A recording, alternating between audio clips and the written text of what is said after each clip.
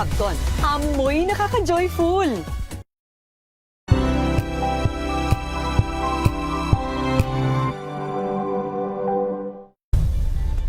Nagsimula sa pangarap hanggang sa maabot ang tagumpay. Iba't ibang kwento, iba't ibang mukha ng atletang Pilipino. Mas pinatindi, mas pinalakas, at mas pinaaksyon sa Match Point tuwing Sabado, 12:30 ng tanghali sa DZRH TV.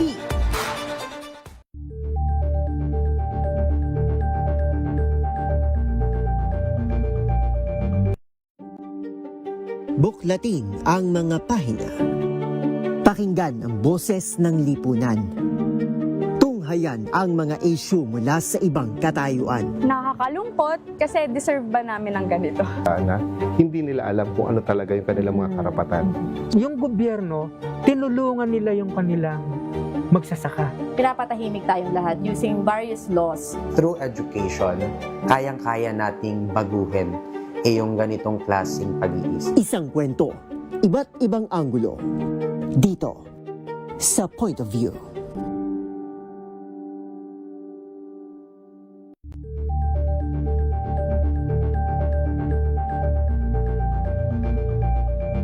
Tumunog na ang gandingan para sa kalikasan.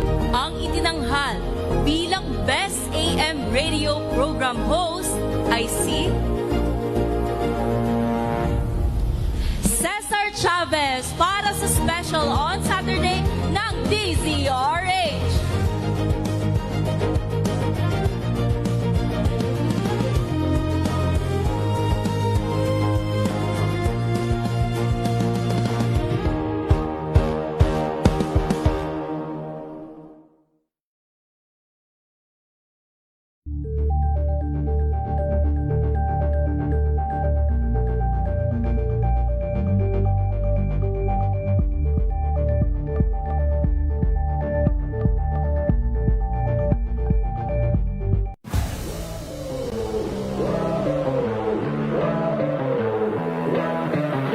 Konting maturity kasi yun nga, before talagang kumbaga gusto ko lang is maglaro lang dati.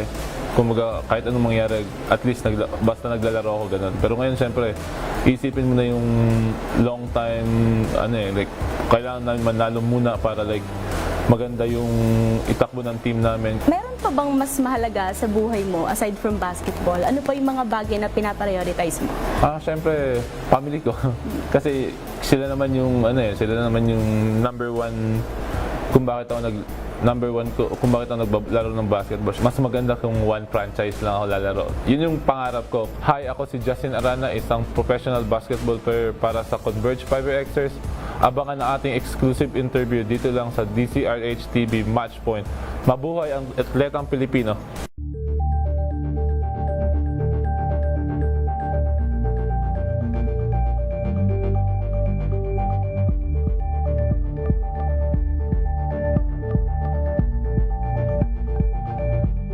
Abangan this Saturday. Hi, this is Happy C and you're watching Scene Zone. Mga revelation ng nag-iisang inang reyna ng K-pop. We announced 7 p.m. show. 6:30 na, walang tao sa buong Araneta. Mamatay-matay ako. Parang every show naman. Except yung mga hindi ako really am so against ticket scalping. Sobrang ganda, nakalimutan ko i-press record. Anong sagot mo sa mga mahilig manghingi ng ticket? Okay. Alas 12 ng tanghali, dito lang sa DZRH TV.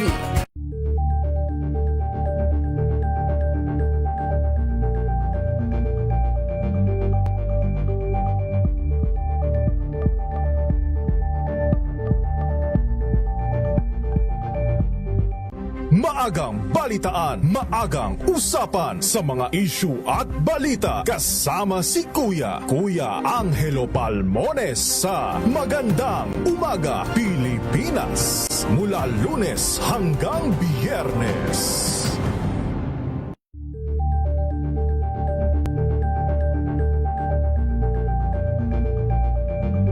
We've got you covered. From the hottest hits, exclusive interviews, to the bones fan meet experience. And hataw performances of your favorite stars. Saturdays, 12 noon, dito lang sa DZRH TV.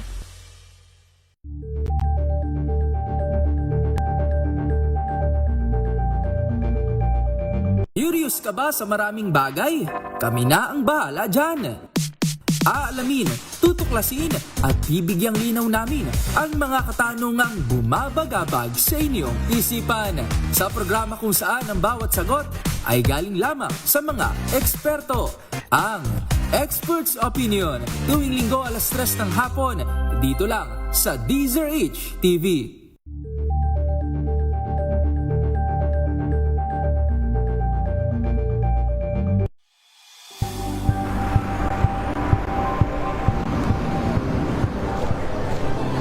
Ating mga eksperto dito lang sa Expert Opinion. Ito ang The Better News. TNVS. Trending and isang kwento, iba't ibang anggulo. Dito sa Point. Bawat pananagutan ating tatalakayin dito sa Hoy. Bawal yan. Pilipino, dito lang sa DZRH. Matchable entertainment and lifestyle. Ito ang MBC TV Network News. Una sa Pilipinas, una sa Pilipino.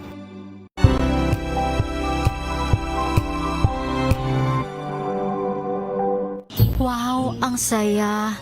Isang barangay na labada, puro mancha pa. Goodbye, pahinga. Mommy, isang laba lang yan sa Pride Bar Blue. May powerful stain-away enzymes na malupit sa dumit mancha. At di masakit sa kamay. Isang laba lang yan. Hello, pahinga. Hello, Pride Bar Blue. ACS. Ang galing-galing mo. Smart dishwashing paste ko. Pritong ulam na masebo. Plato ng kaldero. Tanggaling for everyday. Ganyan pag smart ang dishwashing paste. May double tanggaling formula. Tanggal ang sebo. Tanggal ang bakterya. Bahit para walang bahit. Linis fantastic sa metal at plastic. Number 1 ko to. Tanggaling-galing mo. Smart dishwashing paste. ACS. May nagbago. May arte? May budget? Kala nyo lang yon. So solid. White rose papaya, wow. White rose. White rose papaya, wow. White rose. White rose papaya. May glow up with white rose papaya. White Rose Papaya. May puti power times 2 kasi may papaya at niacinamide. May shea butter and tea tree oil pa. Kutis sulit ang glow May up. glow up with white rose papaya. White Rose Papaya. Kutis sulit ang glow up. ACS. Tinesting. Sinuri. Siniyasan. Ang resulta? Super effective ang Shield sa pagpatay ng bakterya at virus. Shield Antibacterial Soap. Believe ang mga eksperto sa Philippine Nurses Association. At si Mami. Tiwala ako sa Shield. Shield Antibacterial Soap. Napatunayang mabisa. Ang mga nurse, tiwala. ACS. Sa lahat ng bagay, simula pa lang, siguraduhing max protection na. Kasi pag kulang ang proteksyon, baka madaling masira. Sa ngipin, dapat may max protection din. Max sa halaga ng unique toothpaste. With Max Protect Formula, help stop cavities before they start, while keeping breath fresh. Try unique maximum fluoride protection. Para max alaga, max protektado. ACS.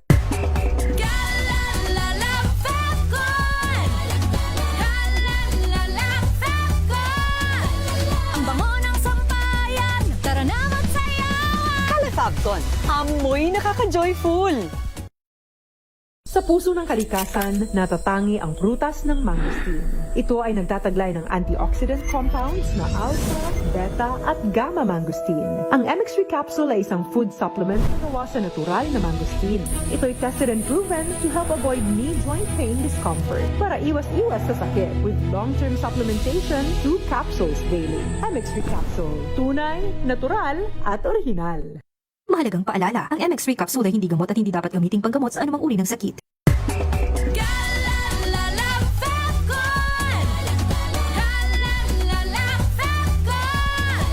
Ang bango ng sampayan, tara na magsayawan. Lipton. Amoy nakaka-joyful! Now we are unboxing MX3 Plus. Plus because it has Garcinia mangostana, plus L-carnitine and CoQ10. Each box contains 30 vegetable capsules. And you can get them in leading drugstores nationwide and online in Shopee, Lazada, and mx3ph.com. Mahalagang paalala, ang MX3 Plus ay hindi gamot at hindi dapat gamiting panggamot sa anumang uri ng sakit. Tigil na impormasyon at tuloy-tuloy na reports kasama ang buong puwersa ng DZRH sa buong Pilipinas. Mula Luzon, Visayas at Mindanao, lahat ng malalaking balita, maiinit at viral. Hagip ng pinakamalawak na newscast sa buong Pilipinas. Rapido Hataw Balita. Rapido Hataw Balita. Kasama sina Ray Sibayan at Romel Fuertes. Rapido Hataw Balita. Mga malalaking balita, hahataw na!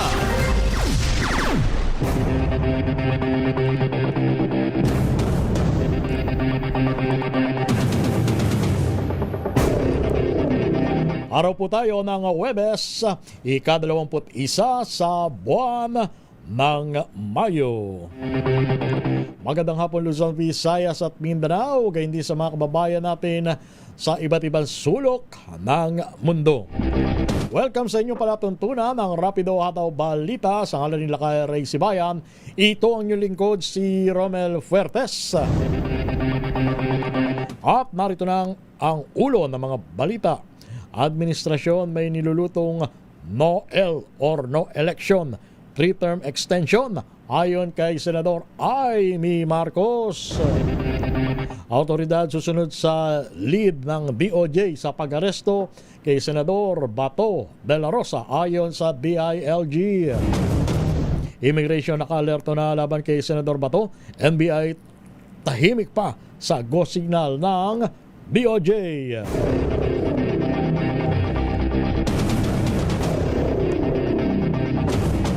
Suspendidong hepe ng OSAA, si retired General Aplasca, maraming dapat ipaliwanag sa Senate shooting ayon sa isang senador.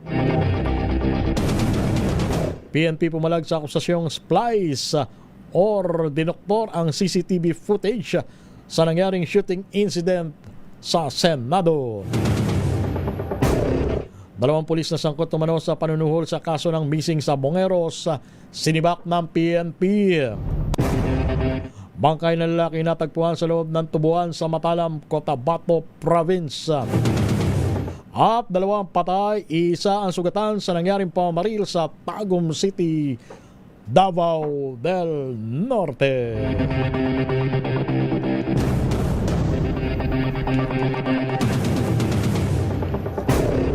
Yan ang ulo ng mga balita at narito na ang detalye. Muli, magandang Huwebes sa Pilipinas. Ibinulgar ni Senador Amy Marcos na may nilulutong no election at 3-term extension ang kasalukuyang administrasyon. Sa panayam ng programang Damdaming Bayan, sinabi ni Senator Amy na ito ay sa pamamagitan ng Constituent Assembly o ang pagpapalit ng saligang batas. Ito ay panabla sakaling hindi lumusot ang impeachment laban kay Vice President Sara Duterte. Gayun din ang pagtaas sa 50 taong gulang na age requirements para maging kandidato sa pagka-pangulo.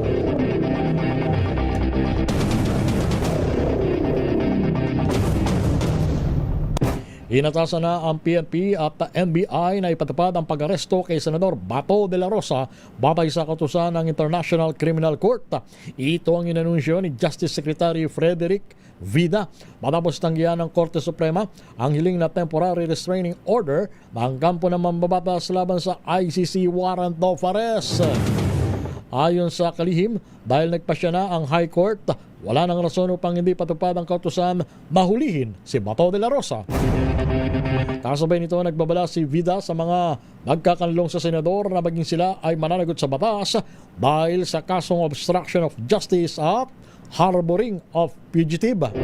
Sa botong 951, tinanggihan ng Supreme Court ang kahilingan para sa PRO at status quo ante order na iniharap ng mga abogado ni Senador Bato de la Rosa. Bumuelta naman ang pambansang pulisya sa akusasyon ni suspended Senate Sergeant of Arms Mau Aplasca na splice o dinoktor ang mga ipinalabas na CCTV footage ng Senado. Ayon kay PNP Chief General Jose Melencio Nartates Jr., direkta sa source sa mga hawak nilang footages na may kakibat pang timestamp. Sa kabila nito, sinabi ni Nartates na nanatili silang bukas sa mga independent expert validation at technical review upang masuring maigi ang mga video na kinikwestiyon ni Aplasca. Ito para mapreserba ang tiwala ng publiko sa kanilang hanay sa gitna ng investigasyon sa nangyaring shooting incident sa Senado.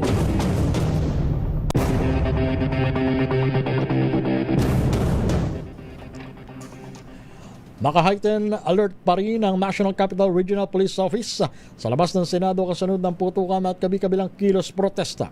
Sabi sa DZRH News ni NCRPO Director Major General Anthony Abirin, may mahigit 100 pulis sa paligid na mataas na kapulungan ngayong umaga. Pero dalagdagan niya ito ng 150 pa mamayang hapon para siguruhin ang seguridad sa lugar. Nakandaan niya ang hanay na tumugon sa mga posible pang pagkilos, lalo ngayong ibinasura ng Korte Suprema ang hirit na temporary restraining order ni Senador Bato de la Rosa.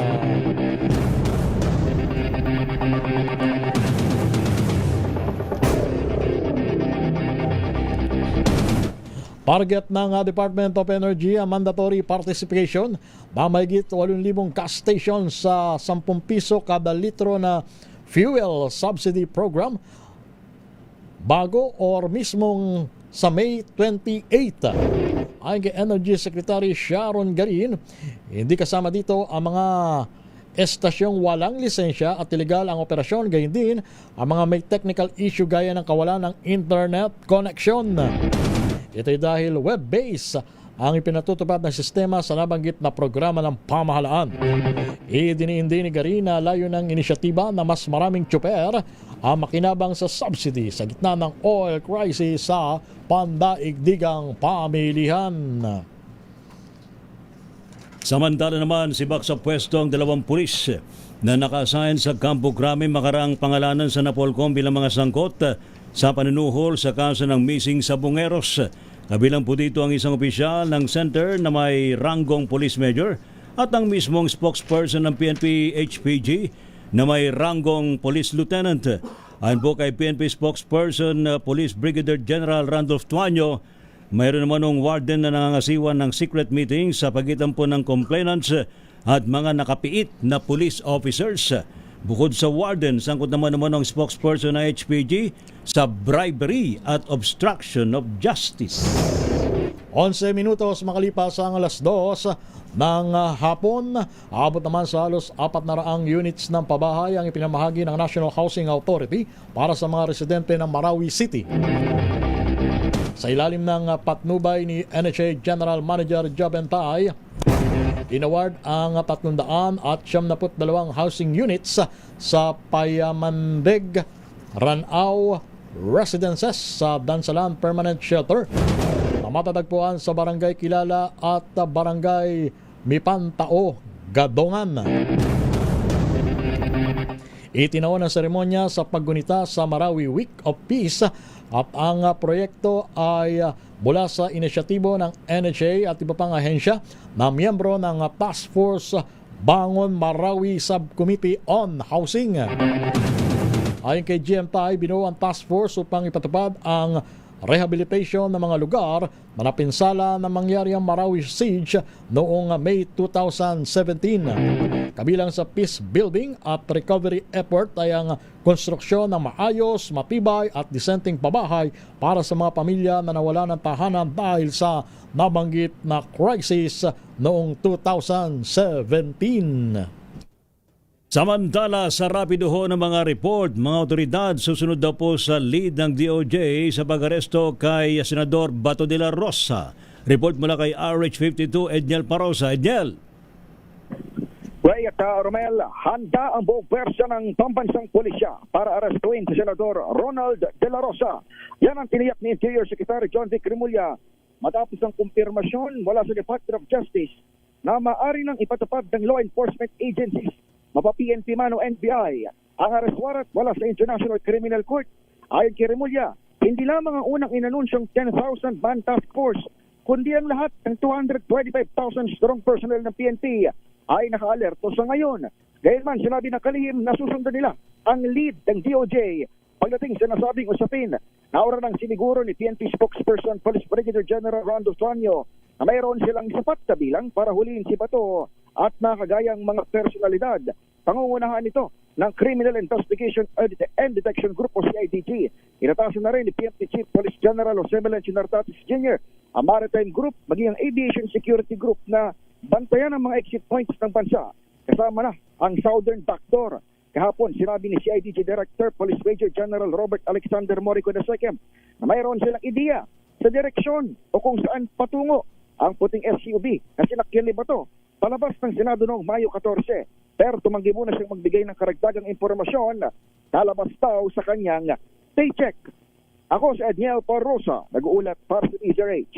Una sa Pilipinas, una sa Pilipino.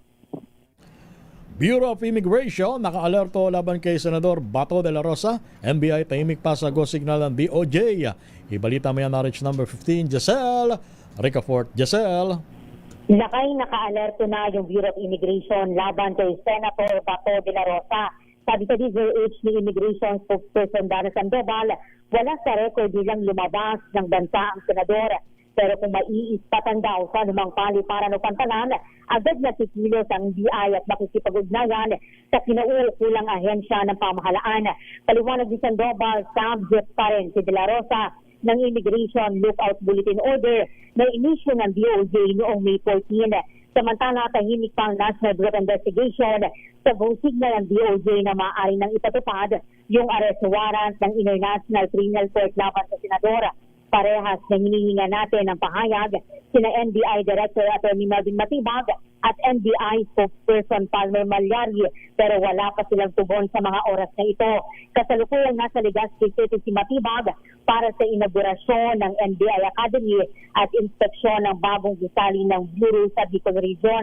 Pero kahapon sinabi ni Malyari na kahanda na ang Bureau sa manhunt operation laban sa ICC wanted senator. Ito si Giselle Ricafort para sa DZRH sa Pilipinas, una sa Pilipino. Samantala, standby kina Lakay Raymond at Paz at maging kay Tina Nolasco. Pilipinas ang oras 16 minutes makalipas ang alas 2 ng hapon.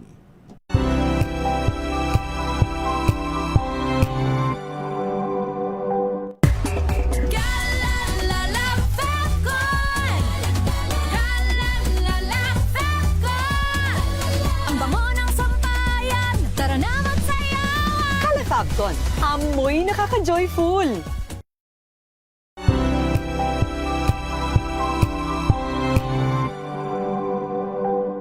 Hello, Washi! Laundry day na naman! Yay! Anong meron? Mancha ng chocolate, putik, may libag pa. Kaya natin yan! With Pride Washing Machine Detergent, may triple stain-away formula. Tanggal ang makapit, madikit, at malupit na dumit-mancha. Kaya easy-easy ang labada. Mula noon hanggang ngayon. All you need is pride. All you need is pride. ACS. Here are top 3 reasons why you should get your hands on MX3 capsule. 1. It has alpha, beta, and gamma mangosteen. 2. It's cholesterol and fat-free. MX3 is proudly Pinoy made and has garnered multiple international awards. So what are you waiting for? Dito ako sa tested and proven ko na. MX3, dito ako bilib. Mahalagang paalala, ang MX3 capsule ay hindi gamot at hindi dapat gamiting panggamot sa anumang uri ng sakit.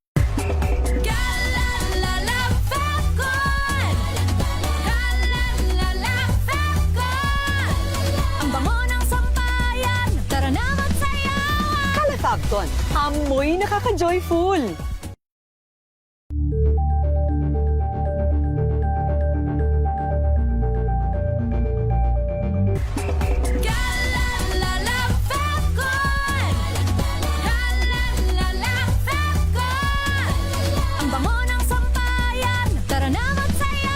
Calafabcon, amoy nakaka-joyful.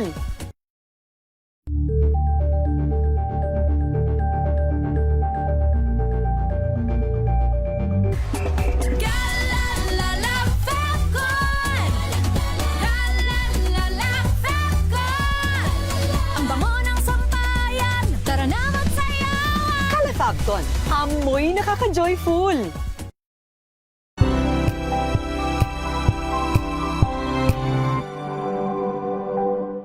Alamin ang mga maiinit na isyung pambayan, mga balitang kailangan mong malaman, usapin sa pamahalaan, politika, ekonomiya at kabuhayan. Ito ang mga dapat mong malaman, pakialaman at pag-uusapan dahil kayo ang tinig ng mamamayan dito sa Damdaming Bayan.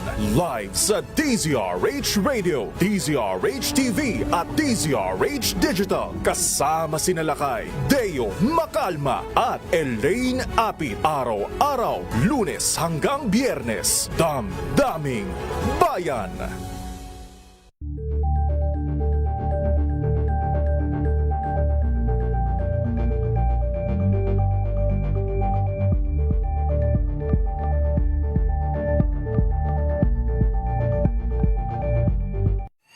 Mga balitang gigising sa inyong umaga. Mga balitang kailangan mong malaman. Mapapakinggan sa ACS Balita sa 2x2.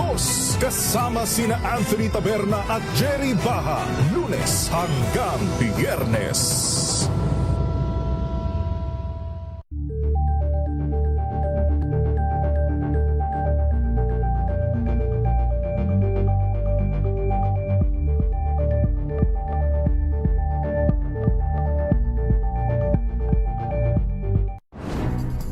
Good vibes ang hanap mo? Dito ka na sa sigurado! Mula sa mga istoryang nagbibigay ng inspirasyon hanggang sa mga kwentong may dalang solusyon. Mga balitang pampagaan ang pakiramdam at pampaganda ng araw. Hindi lang basta good news, kundi the better news. Mula Lunes hanggang Biyernes, 1:00 ng tanghali sa DZRH TV.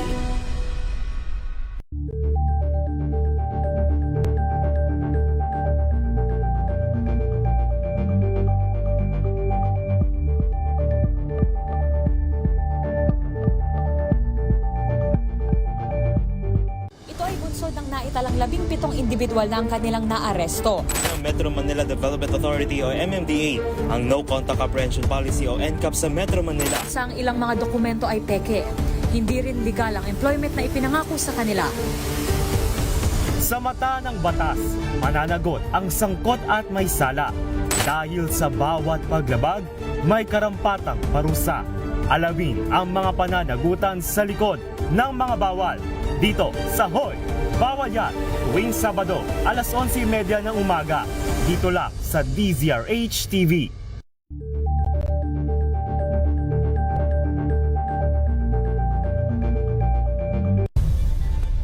Nagsimula sa pangarap hanggang sa... Rapido, hataw, balita.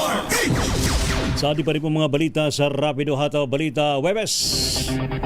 DOJ nanindigang pugante si Senador Bato de la Rosa at iginagalang daw po ng gobyerno ang karapatan ng senador. Report mula kay RH9, Tina Nolasco. Tina. Lakay Ray, nanindigan nga si Justice Secretary Frederick Bida na pugante sa batas si Senator Bato de la Rosa at dapat niyang harapin ang kaso sa International Criminal Court o ICC sa The Hague, Netherlands. Ayon sa kalihim, pwede na ring arestuhin ng law enforcement agencies anumang oras o araw si De La Rosa habang nasa Pilipinas ito kahit hindi magtangkang umalis ng bansa ang senadora. Ipinaalala rin ni Vida ang ugat ng kaso ng mambabatas kung saan marami ang umano'y biktima ng war on drugs na naghahanap ng katarungan at obligasyon ng gobyerno na tulungan ang mga ito na makahanap ng hustisya. Pagitiyak naman ng DOJ Secretary, iginagalang pa rin ng pamahalaan at ng ICC ang karapatan ng senadora. Pakinggan natin. Tingnan natin. That's pagkahanap na anong obligasyon ng gobyerno. Obligasyon ng gobyerno, alalayan, tulungan. Para yung sinasaliksik nila, hinahanap ng katarungan, makamit. At ito po, ang pag-aaresto kay Senator Bato ay bahagi nito. Pero sa kabila po na siya ay ma-aresto, meron pa rin po siyang karapatan. At kinikilala natin yung mga karapatan niya. At ito po ay kikilalanin din ng ICC. Batin po natin ito. Si Justice Secretary Frederick Bida. Ito, si RH19 na Nolasco para sa DZRH. Una sa Pilipinas, una sa Pilipino.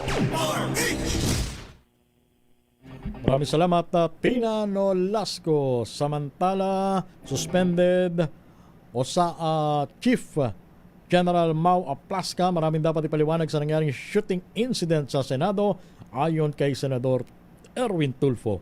Balita may RH number 28, Paring Raymond. Batas, Paring Raymond. Paring Romel, kung meron mang dapat na magpaliwanag at dapat investigahan sa nangyaring tutukan ng nakarang linggo sa Senado ay walang iba kundi si suspended chief ng Office of the Sergeant at Arms General Mau Aplasca. Ito ang paniniwala ni Senador Erwin Tulfo kasunod ng kahilingan ng investigahan ng Senado ang nangyari. Sabi ni Senador Erwin, si General Aplasca ang ground commander kaya siya ang pinagmulan ng lahat ng mga reports. Kung ang report na kay Senate President Alan Peter Cayetano ay the Senate is under attack, tiyak yun din ang linya ng Pangulo ng Senado. Ngunit ipinagtataka ng Senador na sa halip na i-secure ng mga OSAA, Marines at PNP PSPG ang kwarto kung saan nagtipon ng mga senador, ay concentrated sila sa pasilyo kung saan nagpaputok ng baril si Aplasca. Kapag mag-convene ang Committee of the Whole na mag-imbestiga sa shooting incident, naniniwala si Tulfo na ilalabas ang totoo kung ang nangyari ay the Senate was under attack o attack me ang nangyari. Sa pagsisimula ng impeachment trial ay dapat tiyakin ang usahan na kaya nilang bantayan ng Senado at matiyak ang seguridad ng mga senador, habang ang PNP ay dapat bantayan ng moralista na inasang kadagsa at magtitipon-tipon sa labas ng Senado. Ito si RH20, Raymond Badbas para sa DZRH, una sa Pilipinas, una sa Pilipino. Thank you, Lakay Raymond Badbas. Samantala, Attorney Caroline Cruz, ninukusang taga-areglo daw po ng mga kaanak na missing sa Bungeros, nagpaliwanag mga kamag-anak o mano mismo ang humirit na makipagkita sa kanya. Report mula kay RH5, Val Gonzales. Val. Ay umalma si Attorney Caroline Cruz sa pahayag ng mga kanak na mga missing sa Bungeros na nagsisilbi raw siyang tagapag-areglo ng mga complainant sa kaso. Sa inilabas na statement, sinabi ni Attorney Cruz ng unang tulong noong Abril 20 sa kanyang opisina sa Mandaluyong ay nangyari dahil ang mga pamilya mismo ng missing sa Bungeros ang kusang lumapit at hindi siyang tumawag o nagpatawag kahit kanino. Bilang Executive Director ng Pitmaster Foundation, iginiit ni Attorney Cruz na hinarap niya ang mga pamilya ng sabay-sabay at hindi isa-isa at may saksi umano na makapagpapatunay na naging magalang ang usapan. Ayon sa abogada, pinangunahan ng isang Dayan Loyolang grupo at sinabing umaasa silang matutulungan sila ni Cruz na matuklasan ang katotohanan sa pagkawala ng 34 na sabungero mula 2021 hanggang 2022. Aniya, nagulat siya sa pagdalaw ng mga ito pero tinanggap pa rin niya dahil gaya daw ng pamilyang nawalan ng mahal sa buhay ay naghahanap din siya ng katotohanan. Lalo umano siyang nagulat nang malaman na hindi alam ng mga kaanak na isa siya sa mga unang kinasuhan. Dahil dito aniya, ay napagkasundoan ng ikalawang pagkikita sa Shangri-La, isang pampublikong lugar. Sa ikalawang pulong, napansin na niyang may palihim daw na kumukuha ng larawan, ngunit hindi niya ito pinansin at kung may audio recording man anila ay hinahamon niyang ilabas na ito sa publiko. Maring niyang itinatanggi ang paratang na siya ang nag-ayos ng biyahe ng ibang miyembro ng pamilya sa mga kasino at sa isang resort sa Iba, Zambales. Inamin ni Cruz na nagbigay nga siya ng tulong pinansyal, ngunit nilinaw niyang 20,000 pesos lamang bawat isa at hindi 40,000 piso at lahat aniya ay nasa 500 piso ang denominasyon, hindi tulad ng 1,000 pesos na ipinakitang laman ng brown envelope. Paliwanag ng abogada, wala itong kapalit at walang pinirmahan. Hindi aniya sila ang mga testigo sa kaso, kaya't walang saysay na pag-usapan ng representation o pagbawi ng salaysay. Nagsabi aniya sila tungkol sa hirap ng buhay, kaya't doon lang siya tulong na dati namang ginagawa ng Pitmaster Foundation noon pa mang panahon ng COVID-19 pandemic. Giit ni Cruz na ang paglalantad ng grupo ay maring bahagi ng tangkang guluhin ni self-proclaimed whistleblower Julie Totoy Padidongan ng investigasyon. Paglilinaw pa ni Atty. Cruz, wala siyang itinatago, malinis ang kanyang konsensya at handaan niya siyang sumagot sa tamang forum. Matatandaan sa press briefing sa Napolcom kahapon, sinabi ng mga natitirang kaanak ng mga complainant mula Laguna at Batangas na 5 na lang sila mula sa dating 35 ang naninindigan sa kaso dahil nakakatanggap na raw ng 40 ang pamilya ng mga missing sabongeros. Ako si Val Gonzales, DZRH, una sa Pilipinas, una sa Pilipino. US Congress, kinumpirma na ang appointment ng bagong US Ambassador to the Philippines, Lee Lipton. RH number 4, Miss Karen Oyong. Miss Kay. Yes, kasamang Romel, kasamang Ray, kinumpirma na ng US Congress ang appointment ng negosyanteng si Lee Lipton bilang bagong ambassador ng Amerika sa Pilipinas. Kilala si Lipton bilang malapit na kaibigan ni US President Donald Trump at kauna-unahang non-career American envoy na itatalaga dito sa Maynila. Sa kanyang post sa X, ikinagalak ni Philippine Ambassador to the US, Jose Manuel Romualdez, ang naturang balita at sinabing opisyal at personal niyang nakapulong si Lipton bago siya lumipad patungong Pilipinas. Ayon kay Romualdez, inilahad sa kanya ni Lipton na looking forward siya na makapulong si Pangulong Ferdinand Marcos Jr. at makasalumuha ang mga Pilipino sa kanyang pagdating sa bansa na inaasahan naman sa susunod na buwan. Sa kanilang meeting sa Philippine Embassy sa Washington, pinag-usapan ng dalawang envoy ang mga oportunidad upang mas palakasin ang bilateral trade and investment at mga economic engagements sa pagitan ng Amerika at Pilipinas. Kasama rin sa mga tinutukan ni Lipton at Romualdez ang mga usapin sa defense at security cooperation, people-to-people ties at regional collaboration. Bagong appointment bilang ambassador, si Lipton ay nagsilbi bilang interim permanent representative to the United States Mission to the Organization of American States. Naging matagumpay na negosyante rin si Lipton sa sektor ng apparel business sa New York, kung saan tinutukan niya ang design, manufacturing, marketing at distribution ng mga licensed collections ng mga kilalang brands sa buong mundo tulad ng Calvin Klein, St. John Knits at Guess. Matapos ito, nag-transition si Lipton sa hospitality industry kung saan meron siyang pagmamay-ari ng mga oceanfront restaurants sa Palm Beach County sa Florida. Ako si RH4 Karen Oyong, nag-uulat para sa DZRH, una sa Pilipinas, una sa Pilipino. Thank you, Miss Karen Oyong. Samantala naman, walang tulugan. Serbisyong karavan daw po sa Malabon nilunsad ngayong pong araw na ito ng Webes. Report mula kay Edwin Duque. Edwin.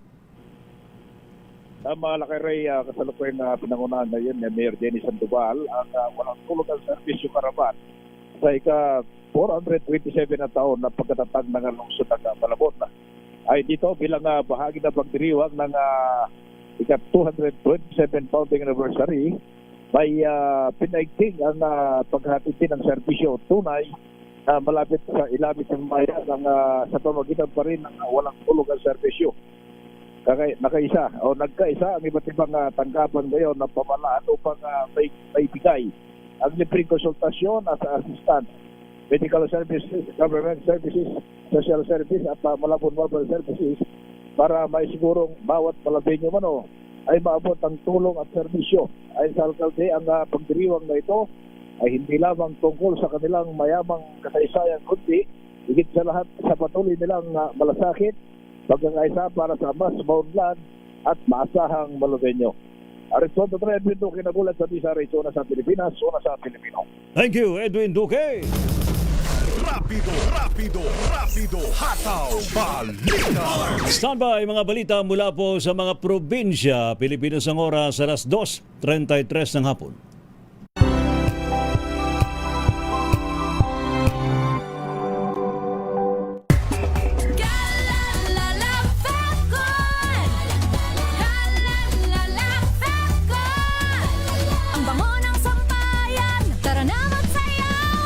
Fabcon, amoy nakaka-joyful.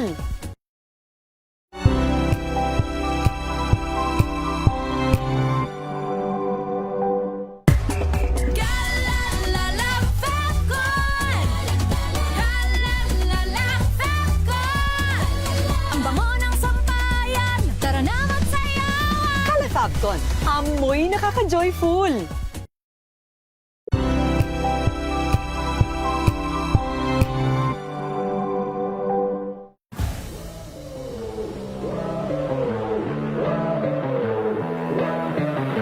Konting maturity kasi yun nga, before talagang kumbaga gusto ko lang is maglaro lang dati. Kumbaga kahit anong mangyari, at least basta naglalaro ako ganun. Pero ngayon syempre, isipin mo na yung long time, like kailangan namin manalo muna para like maganda yung itakbo ng team namin. Meron pa bang mas mahalaga sa buhay mo aside from basketball? Ano pa yung mga bagay na pinaprioritize mo? Syempre, family ko. Kasi sila naman yung number one kung bakit ako naglalaro ng basketball. Mas maganda kung one franchise lang ako lalaro. Yun yung pangarap ko. Hi, ako si Justin Arana, isang professional basketball player para sa Converge 5Xers. Abangan ang ating exclusive interview dito lang sa DZRH TV Matchpoint. Mabuhay ang atletang Pilipino.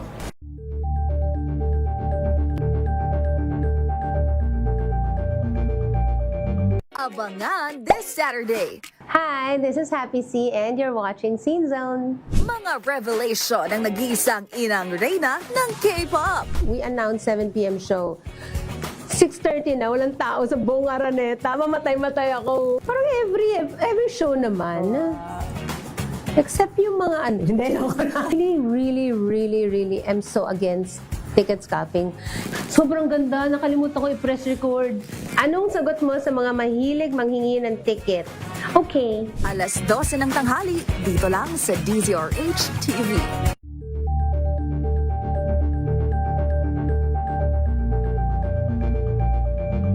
Maagang balitaan, maagang usapan sa mga issue at balita. Kasama si Kuya Angelo Palmones sa Magandang Umaga Pilipinas. Mula Lunes hanggang Biyernes.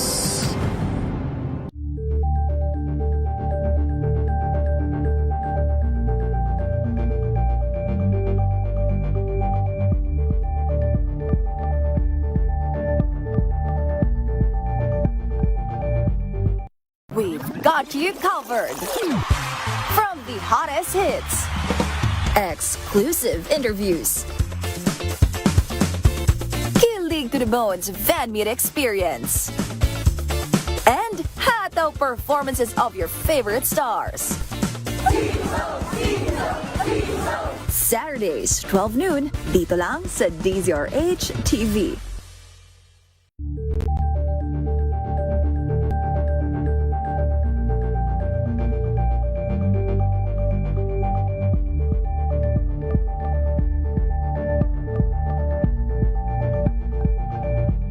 Curious ka ba sa maraming bagay? Kami na ang bahala dyan. Aalamin, tutuklasin at bibigyang linaw namin ang mga katanungang bumabagabag sa inyong isipan. Sa programa kung saan ang bawat sagot ay galing lamang sa mga eksperto. Ang Expert's Opinion, tuwing linggo alas 3 ng hapon, dito lang sa DZRH TV.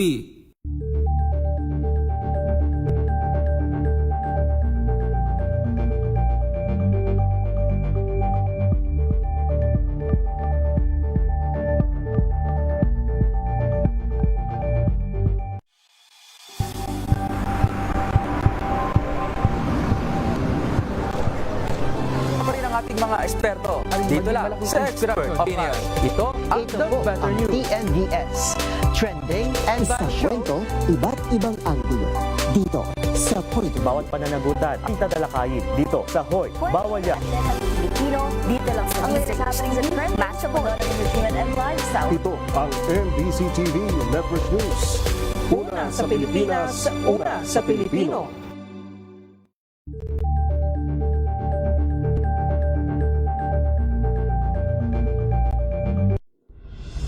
Tuloy-tuloy ang pagtulong, tuloy-tuloy ang pagseserbisyo, at tuloy-tuloy ang balitaan kasama si May Binauhan sa Operation Tulong mula Lunes hanggang Biyernes.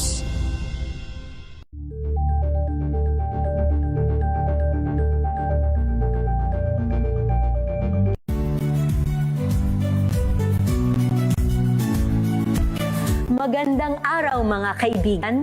Ito po ang inyong balerina ng bayan, si Lisa Makuha Elizalde, na nag-aanyaya sa inyong samahan kami at ang aming mga espesyal na panauhin para sa kalahating oras ng masayang kwentuhan sa aming programang Art to Art, kung saan ang usapang sining at kultura ay para sa lahat. Huwag kaliligtaan, tuwing linggo, alas 3:30 ng hapon, dito lamang sa DZRH Radio, DZRH TV, at via online streaming.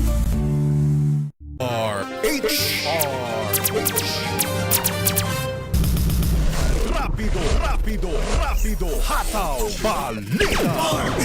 Isa muna ang report na mula sa Metro Manila bago tayo magtungo sa mga probinsya naman sa kanilang pag-ulad. Ating alamin ng update mula kay Val Gonzales. Val! Pray nakikipag-ugnayan ng Department of Social Welfare and Development sa pamilya ng nasawing ginang habang naghihintay sa pagbubukas ng AX payout sa Quezon City Hall. Ito ang sinabi ni DSWD Crisis Intervention Program Director Edwin Morata kasunod ng hindi inaasang insidente sa loob ng compound ng Quezon City Hall noong araw ng Martes. Sa regular DSWD forum, inatasan ni Secretary Rex Gatchalian ang kanilang regional office sa NCR para alamin at tiyaking maibibigay kung ano pa ang makitang pangangailangan ng pamilya ni Aring Marlene ng barangay sa Uyo, Novaliches, Quezon City. Narito si Director Morata. Una, ang LGU po ang una nakipagkaugnayan sa pamilya. And yesterday po, hindi kami makapagbigay ng tamang aspeto ng assistance kasi pinoproseso po yung dokumento. Ngayon po, sa pagkakaalam ko po, narisota po ng DSWD NCR ang pamilya. Inaalam na po natin yung kung ano pang pangangailangan kasi ang alam ko po talaga, ang lokal na pamahalaan po ang sasagot ng funeral assistance po natin. But for the DSWD in general, we still need to look po ano pang pangangailangan ng pamilya. Nilinaw din nitong si Director Morata na hindi pa nag-uumpisa ang distribusyon ng ayuda ng mangyaring insidente sa investigasyon ng QCPD. Habang nakapila si Aling Marlene kasamang iba pang mga benepisyaryo, bigla itong nawalan ng malay at bumagsak ng pasubsob sa simento na naging dahilan ng kanyang pagkamatay. Ako si Val Gonzales, DZRH, una sa Pilipinas, una sa Pilipino. Balita mula sa iba't ibang lalawigan, bangkay na lalaki natagpuan sa loob ng tubuhan sa Matalam, Cotabato Province. Ang buong detalye, balita mo yan, RH number 19, June, Dimakutak. Paring June. Yes, paring Romel, lakay, isang bangkay ng minor de edad na pinagkaguluhan ng balita ang pagkakatagpo nito sa gitnang bahagi ng taniman ng tubo sa Barangay Marbel, Matalam, Cotabato Province. Tadtad ng taga ng itak sa likurang bahagi at sa tiyan ng bangkay na ayon sa mga nakakilala, biktima. Ang biktima ay isang bata, 14 years old, at kilala sa palayaw na MG at isang out-of-school youth at residente rin na naturang barangay. Tumanggi naman ng mga kaanak ng biktima na isailalim pa ang bangkay sa post-mortem examination. Ang nilang ilibing kaagad ang bangkay bago lumampas ng 12 oras patay sa kulturang Islam. Samantala mga lakay, pinagbabaril patay din ng isang lalaki sa barangay Guliktap, Midsalip, Zamboanga del Sur. Naganap ang pamamaslang habang nasa gitna ng pamamanhikan sa pagitan ng dalawang pamilya. Kinilala ang biktima na si Elmer Landawon Bansal, residente din ng naturang barangay. Ayon sa Midsalip MPS, kasama ang biktima sa seremonya ng pamamanhikan nang biglang sumulpot ng gunman na may dalang itak at nagtataga ang biktima sa kawalang habas na pinaputukan hanggang sa malagutan ng hininga. Sa mabilis na reaksyon ng otoridad, agarang nasa kote ang 3 suspect na ayon sa mga witnesses sila ang tumaga at bumaril sa biktima dahil sa matagal umanong awayan ng personal. Naulila ng biktima ang 3 anak at isang asawa. Mula sa Central Mindanao, RH19, June Di Makutak, DZRH, una sa Pilipinas, una sa Pilipino. Thank you. Salamat, June. Samantala, 2 ang patay, isang sugatan sa pamaril sa Tagum City, Davao del Norte. Report mula kay June Suter. June! 2 ang nasabi habang isa naman ang sugatan matapos pagbabarilin ng hindi pa nakikilalang mga salarin sa Acaso Street, Purok 1, Dasbi, Barangay Apukon, Tagum City, Davao del Norte, Mayo 20, 2026. Batay sa report ng Tagum City Police Station, rumesponde agad ang mga operatiba matapos makatanggap ng impormasyon hinggil sa insidente. Dakong alas 4:45 ng hapon. Sa pagdating sa lugar, natagpuan ng mga pulis ang 2 sugatang lalaki at isang sugatang babae na nakahandusay malapit sa isang tricycle. Agad silang isinugod ng rescue team ng CDRRMO sa Davao Regional Medical Center. Kinilala ang mga biktima na sina alias Ronel, 33 anyos, alias Annalyn, 33 anyos, at alias Ronnie, 27 anyos, pawang residente ng Barangay Comunal, Davao City. Sa follow-up investigasyon, idineklarang dead on arrival sina Annalyn at Ronnie habang patuloy namang ginagamot si Ronel. Batay sa investigasyon, sakay ng tricycle ang mga biktima kasama ang 3 pa nilang kasamahan nang habulin sila ng 2 motosiklo na sinasakyan ng mga armadong suspek. Biglang pinagbabaril ng paulit-ulit ang mga biktima bago mabilis na tumakas ang mga salarin papunta sa hindi pa matukoy na direksyon. Na-recover naman sa mga otoridad ang 16 na basyon ng bala at isang live ammunition ng kalibre 45 sa pinangyarihan ng insidente. Patuloy ang isinasagawang dragnet operation at investigasyon ng kapulisan habang tinitingnan ang personal na alitan bilang posibleng motibo sa pamamaril. Ito si June Suter para sa DZRH. Una sa Pilipinas, una sa Pilipino. 1.5 milyong pisong halaga ng pinaniniwalaang shabu itinago sa loob ng libro. Pagpinsan na sospek arestado sa Iloilo City. Jocelyn Maque ng Action Radio Iloilo. Kakaibang estilo ang ginawa ng magpinsan na alias Pipoy at alias Renz upang maitago ang mga iligal na droga. Ito'y matapos madiskubre ng mga operatiba ng Regional Police Drug Enforcement Unit sa drug buy-bust operation ang mga sachet na suspected shabu na itinago sa isang libro. Ayon sa RPDEU, nakatira sa bayan ng Banate, Iloilo ang magpinsan at rumerenta lang ng bahay sa barangay Sinicoy, Lapuz para sa kanilang iligal na aktibidad. Nabilhan ng magpinsan ng suspected shabu na nagkakalaga ng 13,000 pesos. Binutasan na magpinsan ang mga pahina ng libro at itinago ang mga iligal na droga na nagkakalaga ng 1,564,000 pesos. Sinabi ni RPDEU Deputy Chief Major Marvin Villanueva na nag-iingat na di umano si Pipoy kaya itinago nito sa loob ng libro ang iligal na droga. Base sa impormasyon, nahuli noong 2015 si Pipoy sa drug buy-bust operation sa Banate. Binabantayan ng mga pulis ang aktibidad ni Pipoy sa Banate kaya lumipat ito sa lungsod ng Iloilo. Mula sa Action Radio Iloilo, ito si Jocelyn Maque para sa DZRH, una sa Pilipinas, una sa Pilipino. Thank you. Salamat, Jocelyn Maque. Samantala, isang magsasaka mula sa bayan po ng Mondragon, Northern Samar, inaresto matapos mahulihan ng iligal na armas. Report mula kay Jane Galit Mantayan. Jane! Inaresto naman ng mga pulis ang isang magsasaka mula sa bayan ng Mondragon, Northern Samar nang makuha nito ng baril. Na ngayon, ang nasabing magsasaka nahaharap sa kasong illegal possession of firearm. Ang baril na nakuha nang magpatupad ang PNP Mondragon ng isang search warrant operation sa panguna ni Police Major Al Shamir Hamin, Acting Chief of Police at Northern Samar Provincial Intelligence Unit. Ayon sa PNP, nakumpiska ang 45 na baril sa nasabing search warrant na naganap sa barangay ng Mirador, Mondragon, Northern Samar. Ang naaresto ayon sa ulat ng PNP Mondragon ay isang 39 na taong gulang, residente na naturang bayan ng Mondragon. Samantala, gumamit naman ang kapulisan ng alternative recording device sa nasabing operasyon. Dinalang suspect at confiscated firearms sa Mondragon Municipal Police Station. Mula sa Action Radio Katarman, RH34 Jane Galit Bantayan ng DZRH. Una sa Pilipinas, una sa Pilipino. Samantala, mga iligal na pinutol na kahoy na harang sa checkpoint sa Nueva Ecija. RH number 25, Grace Ansano. Manang Grace. Yes, arestado nga itong isang driver na kung saan ito ay nahulian sakay ng kanyang minamanehong van. Ang nasa 23 na piraso ng hot lumber, yakal ang sinasabi na uri ng naturang kahoy. Umaabot sa 63,560 ang halaga nito at habang ito ay tumatakbo sana o bumibiyahe palabas ng bayan ng General Tinio, na huli o nasabat ng PNP sa isang checkpoint ang naturang van sa bahagi ng Barangay Padolina.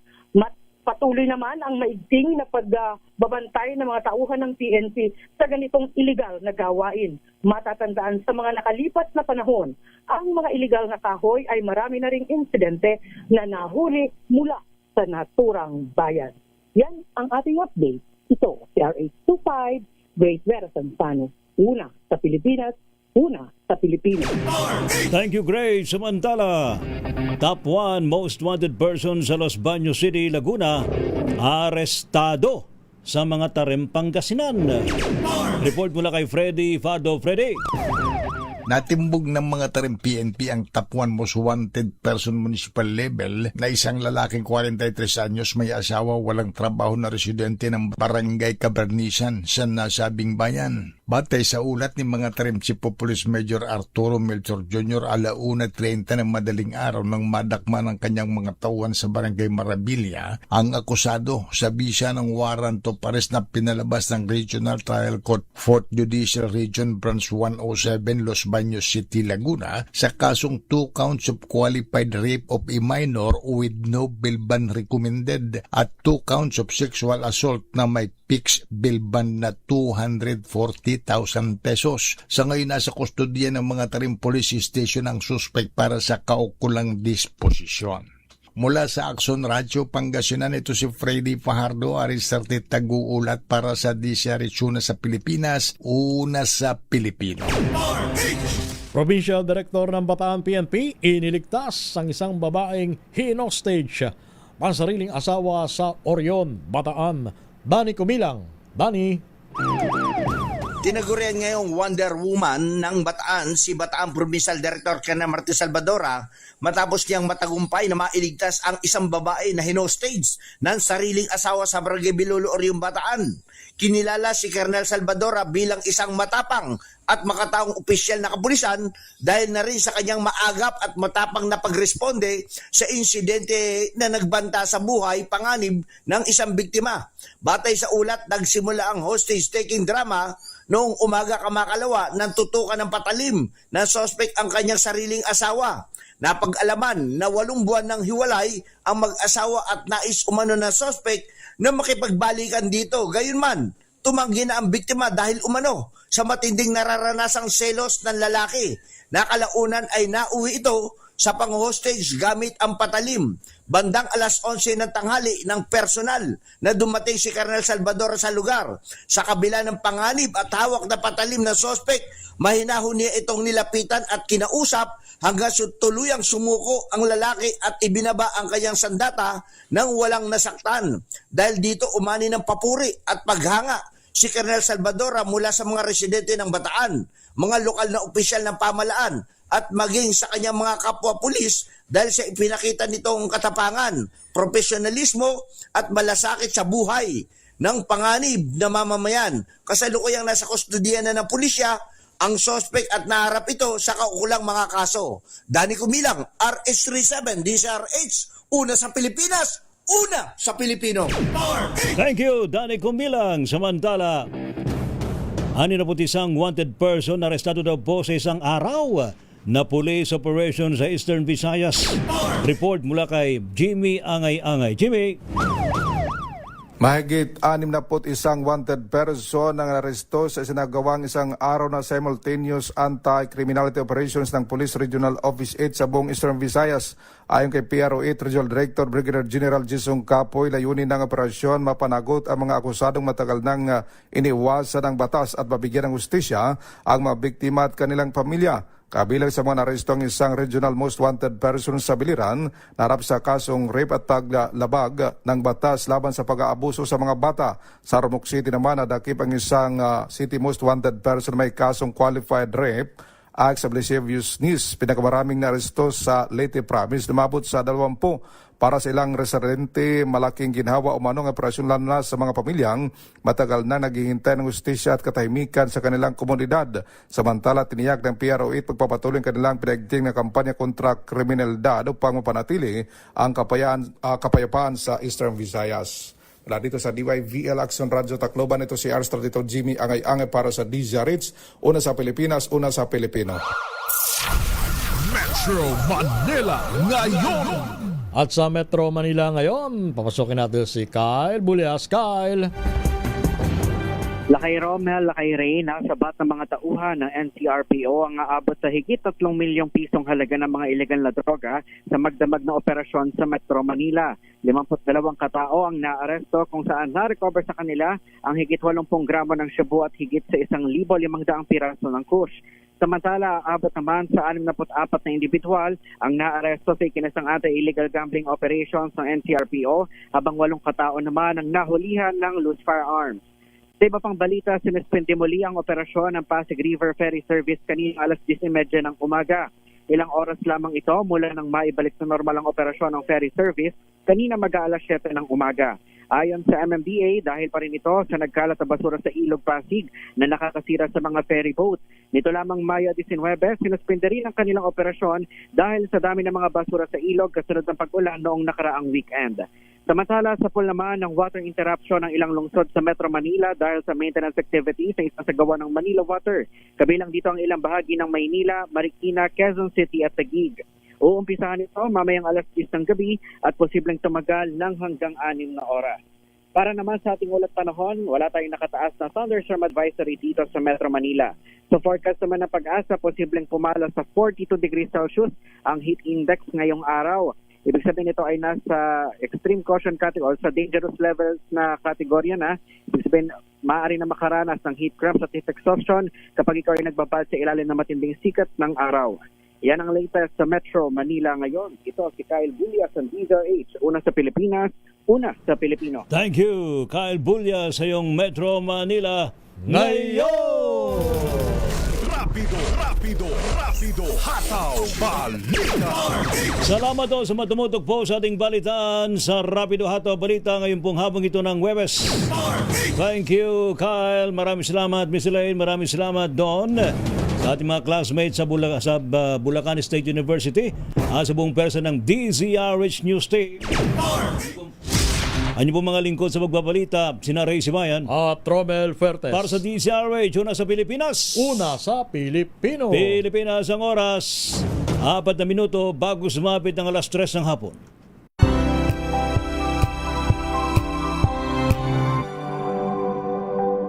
Sa loob ng 86 na taon, DZRH